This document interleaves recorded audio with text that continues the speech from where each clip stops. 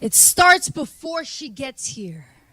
Before the stairs tell her she's alien to a country that knows her great-grandfather's Mexican hands all too well.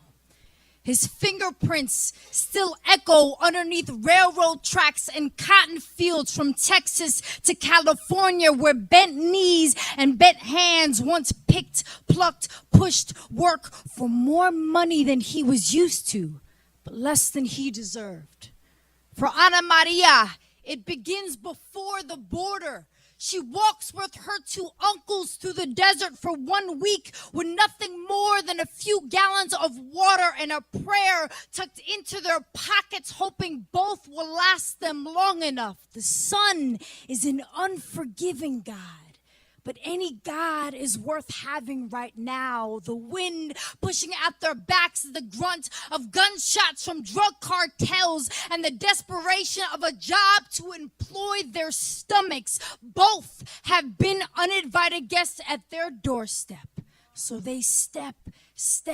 Ana Maria's small hand clutches the bottom of her abuela's dress. Her mother waits for her on the other side, hoping that her face still sings of home like it used to. Another step.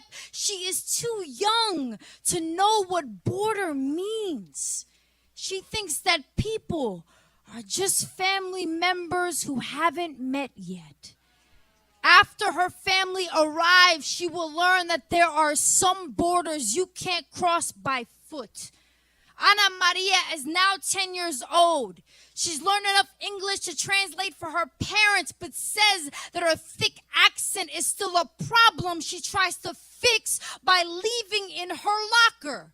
When the teacher calls on her to read, she tries to speak proper, like proper has a sound. She pushes her tongue down so it doesn't roll her R's, but she trips on the flatness of the syllables that bounce with too much salsa. She tries to rattle out the kinks in her speech, but her tongue is a stubborn dancer.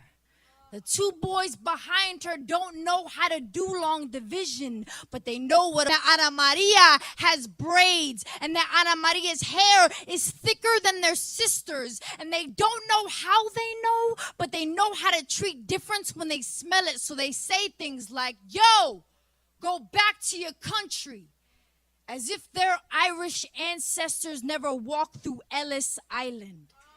Ana Maria is now 16. Her father works 18-hour days as a dishwasher. Her mother cleans houses she'll never get to live in so that Ana Maria can sit in a college classroom and say, "I am here." But her guidance counselor tells her she can't get financial aid or the in-state tuition rate because of her status. She says it like an apology. Ana wonders if her family ever crossed the border or if they are just stuck inside another one, aggravating it like a sore. Her guidance counselor stands in front of her with a mouth full of fences.